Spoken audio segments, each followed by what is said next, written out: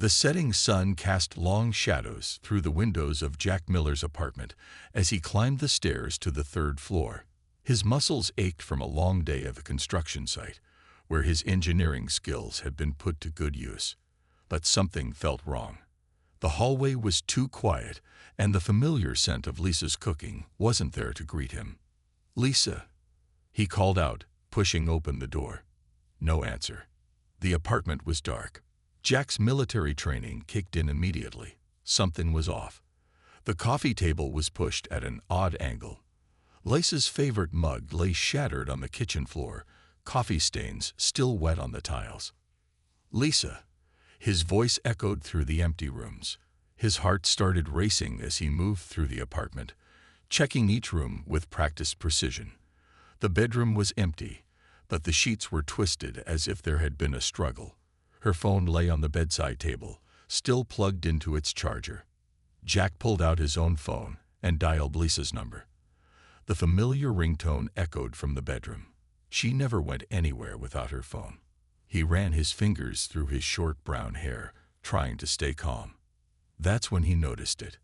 A strange, silvery substance on the windowsill that seemed to catch the light in an unnatural way.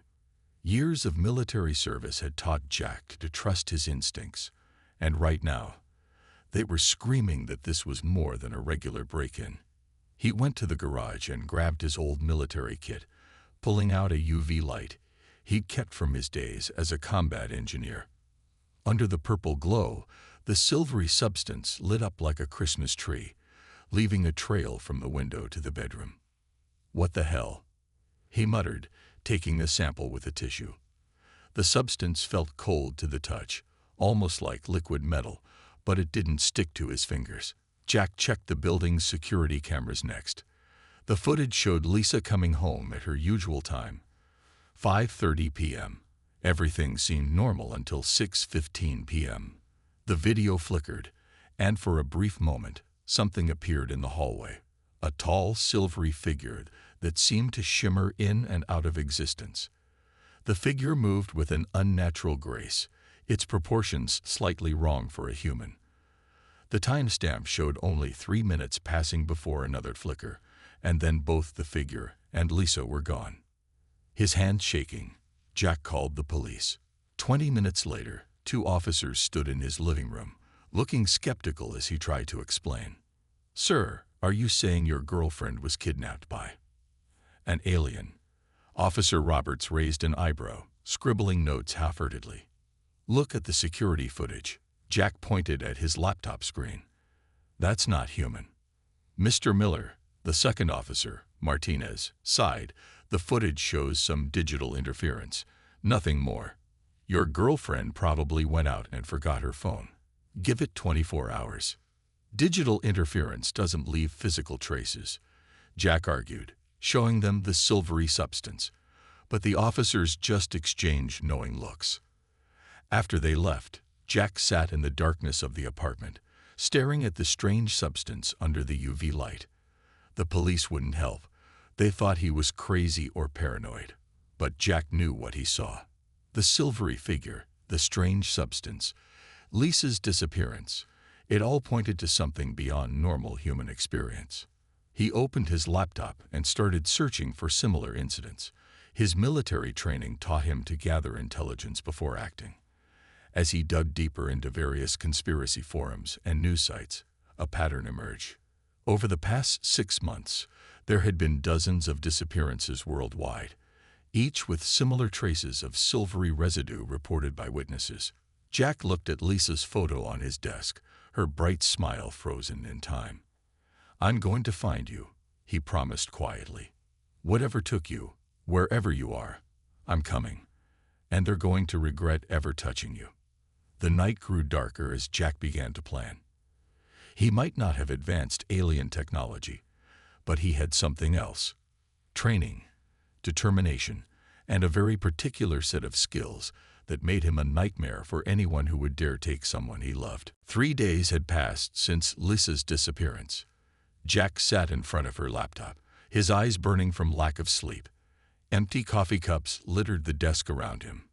He had been searching through her files, looking for anything unusual, when he noticed something strange in her browser history. The day she disappeared, Lisa had tried to send several emails that failed to go through. The error messages were odd. Instead of normal delivery failures, they contained strings of characters that looked like computer code. Jack's engineering background told him this wasn't normal. He copied the code into a different program and noticed patterns. These weren't random characters. They were fragments of a transmission. Someone, or something, had tried to communicate through Lisa's internet connection. "Got you," Jack whispered, his fingers flying across the keyboard. He modified an old radio frequency analyzer from his military days, connecting it to Lisa's laptop. The strange code began to make sense. It was a signal, but not from any source on Earth. The screen flickered, and suddenly, a stream of data appeared. Jack's heart raced as he began to decode it. The transmission was in English, but the sentence structure was wrong. Alien. Specimen acquisition successful. Subject shows optimal genetic markers. Resistance level. Unexpected. Intelligence assessment. Higher than standard. Additional testing required. Jack's hands clenched into fists. They were talking about Lisa like she was a lab rat. As he dug deeper into the transmission, more information emerged. The aliens called themselves the Collectors. They believed Earth was a primitive world, perfect for gathering specimens for their research. A new transmission began streaming in. Warning: Earth defense capabilities under review. Previous assessment may be incorrect. Multiple primitive weapons detected. Proceed with caution. Jack smiled grimly. They thought Earth was primitive, but they were worried about our weapons. That was useful information. Working through the night, he modified the transmission frequency. If he could trace their signals, maybe he could find their location. His military training in communications technology was finally paying off. Suddenly, his screen filled with images. The Collectors had been watching Earth for months, studying our military bases, our technology, our weaknesses. But they had made a huge mistake. Their transmissions weren't as secure as they thought. A video file caught his attention. It showed the inside of what had to be their ship. The walls were metallic and curved, glowing with strange lights. And there, in one frame, he saw her, Lisa, being led down a corridor by tall, silvery figures. She was alive, and she was fighting back. The timestamp showed this was from just yesterday. "That's my girl," Jack muttered proudly, watching Lisa struggle against her captors. Even in alien captivity, she wasn't making it easy for them. Another transmission came through. Subject continues to resist standard containment protocols. Demonstrates unusually high adaptability. Recommend immediate transfer to primary research vessel. Jack's eyes widened. They were planning to move her. He had to work faster. Using the fragments of their transmissions, he created a basic translation matrix. The Collectors' overconfidence was their weakness. They hadn't bothered to properly encrypt their communications, believing Earth technology too primitive to intercept them.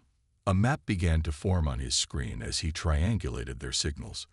The transmissions were bouncing off multiple points, but they all led to one place, somewhere in the Arctic Circle.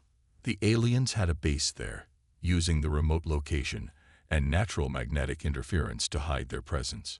Jack grabbed his old military pack and began filling it with equipment. He had a location. He had intel about their operations. Most importantly, he had confirmation that Lisa was alive and fighting. "Hold on, Lisa," he said, checking his modified tracking device one last time. "These aliens think humans are primitive. They have no idea what we're capable of when someone messes with our loved ones." The morning sun was rising as Jack shouldered his pack. The Collectors were about to learn a very important lesson about underestimating humans, especially humans with military training and nothing left to lose. The abandoned military depot loomed before Jack in the early morning fog. He'd spent 3 days tracking down this place, remembering it from his service days. The government had forgotten about this storage facility years ago, but Jack knew it still held useful equipment. Using his old access codes and a bit of creative engineering, He got through the rusty gates.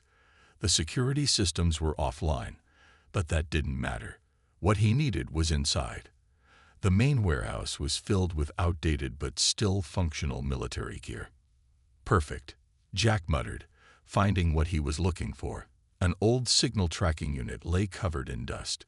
It wasn't fancy, but with some modifications, it could detect the unique energy signature of the alien technology. He'd studied the silvery residue from his apartment under every test he could think of. The substance gave off a strange radiation pattern. Nothing dangerous, but definitely not from Earth. Jack worked through the day, connecting parts from different machines. His combat engineering training proved invaluable as he rebuilt the tracking unit. He added components from his own equipment, including parts from the device he'd used to intercept the alien transmissions. "Let's see how well you hide now," he said, powering up his creation. The screen flickered to life, showing energy patterns in the atmosphere. Most were normal Earth signals: radio, satellite, cellular. But there, at the edge of the Arctic Circle, was something different. Something that shouldn't exist. The alien base's location was clear now, but getting there wouldn't be easy. Jack raided the depot's vehicle storage and found an old snowmobile. It took him 6 hours to get it running, replacing parts and updating the engine. By the time he finished, it was better than new. As he loaded his gear, the tracking unit picked up something else. A new signal, weaker than the others, coming from a different direction. Jack adjusted the frequency and heard a voice, not human, but not like the other alien transmissions either. To any humans who can hear this, the voice said, "I am trying to help. The collectors must be stopped. They do not understand what they are dealing with." Jack hesitated. It could be a trap. But something about the transmission felt different from the cold, clinical messages he'd intercepted before. He sent back a careful response using his modified equipment. "Who are you?" The reply came quickly. "I am what you would call a scientist. I work in the collector facility. What they are doing is wrong. Your kind is not primitive. You are dangerous, but in ways they do not understand. They think technology is everything. They do not understand human determination." "They took someone from me," Jack responded. "I know. I have seen her. She fights them in ways they cannot comprehend. Like all humans, she adapts, learns, resists. They are frustrated, scared, though they would never admit it." Jack leaned forward, his heart pounding. "Is she okay?" "She is strong, but they plan to move her soon. Their main ship orbits above. They will take her there for deeper study. You must hurry. Can you help me get in?" There was a long pause before the answer came. "Yes, but understand. Helping you will mark me as a traitor. I accept this. They must learn they cannot treat other species this way." The alien, who called itself Blue, sent Jack detailed information about the Arctic base, security patterns, entrance points, and most importantly, the location of the teleporter they used to reach their main ship. Jack studied the information as he prepared for the journey north. The aliens had chosen the Arctic location carefully, using the magnetic interference to hide their base. But they hadn't counted on human resourcefulness, or on one of their own people turning against them. Loading the last of his gear onto the snowmobile, Jack checked his weapons. He'd modified them using what he'd learned about alien technology. They weren't fancy energy weapons, but they would work. "I'm coming, Lisa," he said, starting the engine. The Arctic wind howled around him as he headed north. The aliens thought they were studying humans. Instead, they were about to become the subjects of a very painful lesson in human nature. The Arctic wind howled around Jack as he approached the coordinates Blue had given him. Through his modified goggles, he could see what others couldn't: a shimmer in the air, like heat waves rising from hot pavement, except this was in the middle of a frozen wasteland. "Cloaking technology," he whispered to himself, remembering Blue's instructions. The alien base wasn't underground as he'd first thought. It was right there, hidden in plain sight. Jack checked his equipment one last time. The device he built from the silvery residue was working, creating a field around him that matched the alien technology's frequency. According to Blue, this would help him slit through their security sensors. Beginning night patrol, came a transmission through his modified radio. The aliens were speaking in their own language, but Blue's translation program helped him understand. No anomalies detected. Jack smiled grimly. They were about to have several anomalies to deal with. He waited for the patrol to pass, then moved forward. The shimmer in the air grew stronger, and suddenly he was through the cloaking field. The alien base stood before him. A massive structure of silvery metal that seemed to flow like liquid in the Arctic lights. Blue's voice crackled in his earpiece. "The entrance point is ahead. Wait for my signal." Jack watched as a section of the wall rippled and opened. Two collectors emerged, their tall, silvery forms moving with that strange grace he remembered from the security footage. He gripped his modified weapon tighter, but stayed hidden. "Now," Blue transmitted, "the security field will be down for 3 seconds during shift change." Jack didn't hesitate. He sprinted forward, his boots silent on the snow. The wall rippled again as he approached, and he dove through just as it was closing. He rolled to his feet inside a curved corridor, lit by a soft, pulsing light. "Turn left," Blue instructed. "Avoid the main corridors. Their sensors are strongest there." Following Blue's guidance, Jack made his way deeper into the base. Everything was alien. The walls seemed alive, shifting colors slightly as he passed, but his military training kept him focused.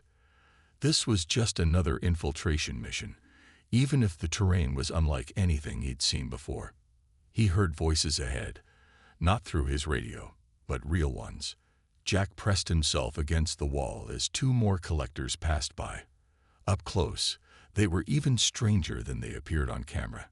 Their silver skin seemed to flow like mercury, and their eyes. Jack forced himself to look away. "The human female has been scheduled for transfer," one said to the other. "The ship arrives in 6 hours." "Good," the second replied. "She is causing too much trouble here." 3 guards were injured in her last escape attempt. Jack felt a surge of pride. That was his Lisa, giving them hell. "The teleporter chamber is 2 levels down," Blue transmitted.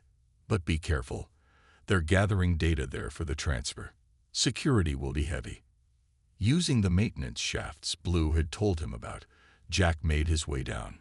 He passed rooms filled with strange equipment. And worse, holding cells. Most were empty, but some held shadows that moved in ways that made him glad he couldn't see clearly inside. Finally, he reached the teleporter level. The chamber itself was massive, dominated by a ring of technology that hummed with power. Guards stood at every entrance, more than Blue had warned about. "Something's wrong," Blue transmitted urgently. "They've moved up the schedule. The ship is arriving early. They're starting the transfer now." As if confirming Blue's warning, alarms began to sound throughout the base. A voice echoed in both alien language and translated English. "Begin immediate evacuation of priority specimens. Ship approaching. Transfer sequence initiated." Jack checked his weapon and took a deep breath. Stealth was no longer an option. They were about to learn why taking someone from Earth, especially someone with a trained military boyfriend, was a very, very bad idea. "Hold on, Lisa," he whispered, stepping out of hiding. Time to crash their evacuation party. The teleporter's energy crackled around Jack as he materialized inside the alien ship. His head spun and his stomach lurched.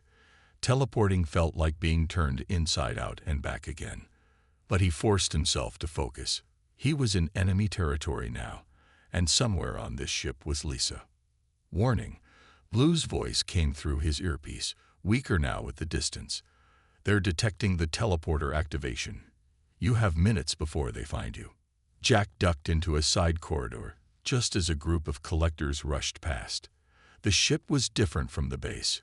Everything here felt alive, pulsing with energy.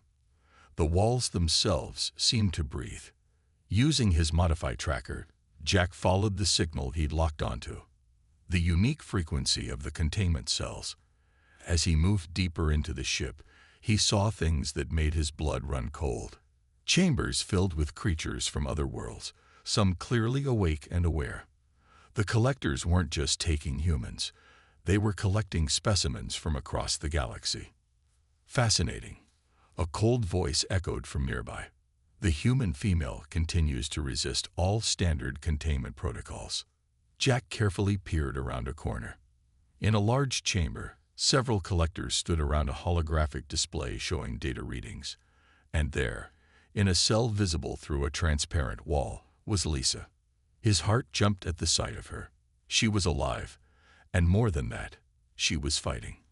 As he watched, she used a piece of her broken restraints to short out the cell's energy field, just as one of the collectors approached. "Impossible," the alien shouted as Lisa burst out of the cell. She grabbed a piece of their equipment and swung it like a weapon. "The specimen is loose again." "Not specimen," Lisa growled, backing away from them. "My name is Lisa, and I am not your lab rat." Jack couldn't help grinning. That was his girl, giving them hell even in space. But she was still outnumbered. Time to even the odds. He pulled out the device he'd built using their own technology against them. According to Blue, it would overload their systems. Jack planted it on the wall and activated it.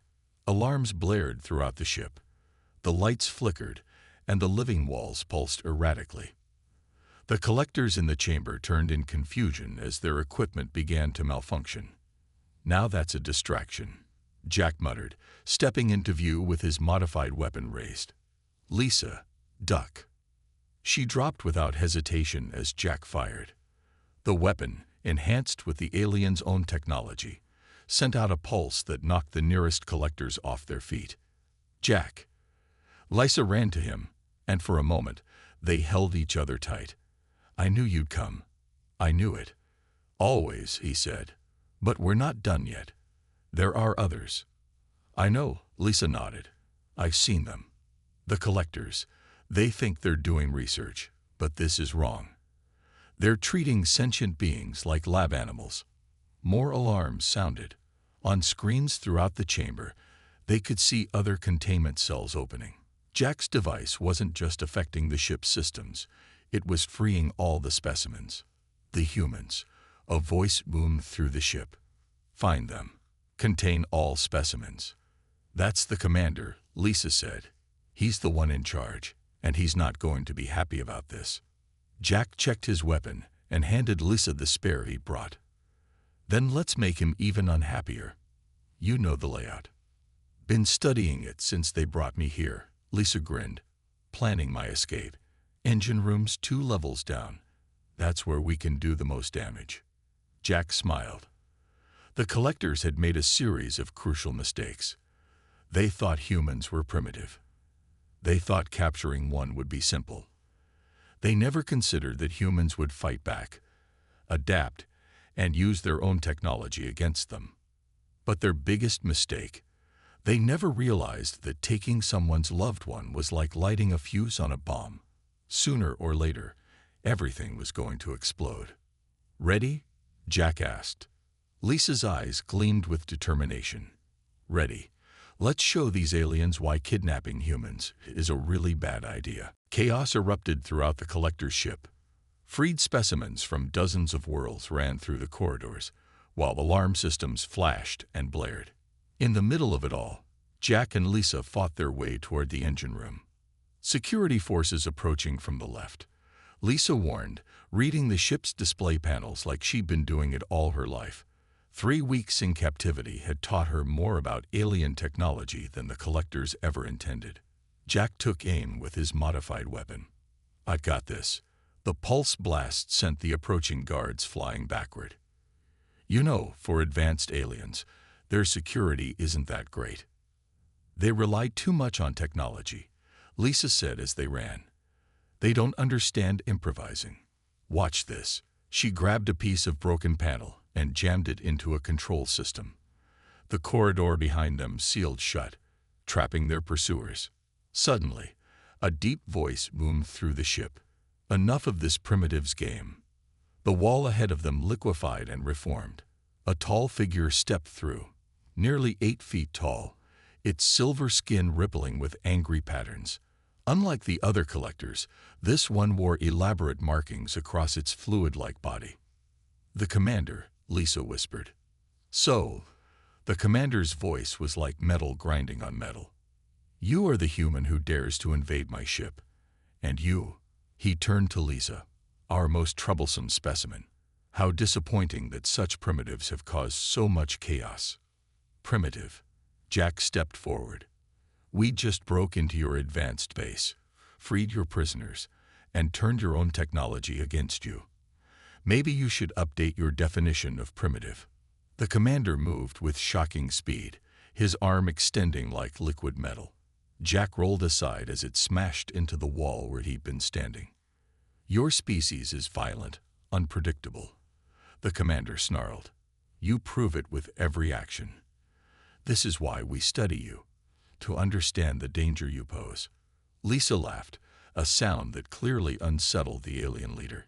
"You still don't get it. We're not violent because we want to be. We're dangerous because you threatened us first." Jack fired his weapon, but the commander's liquid metal form simply absorbed the blast. "Impressive adaptation of our technology," the alien said, "but still primitive." The fight that followed was like nothing Jack had ever experienced. The commander's body could reshape itself at will, turning into weapons, shields, and traps. But Jack had his military training, and more importantly, he had Lisa fighting beside him. They worked together perfectly, Lisa using her knowledge of the ship's systems to control the environment while Jack kept the commander occupied. When the alien leader lunged at Jack, Lisa overloaded a power conduit, sending energy coursing through the metallic being. "Impossible."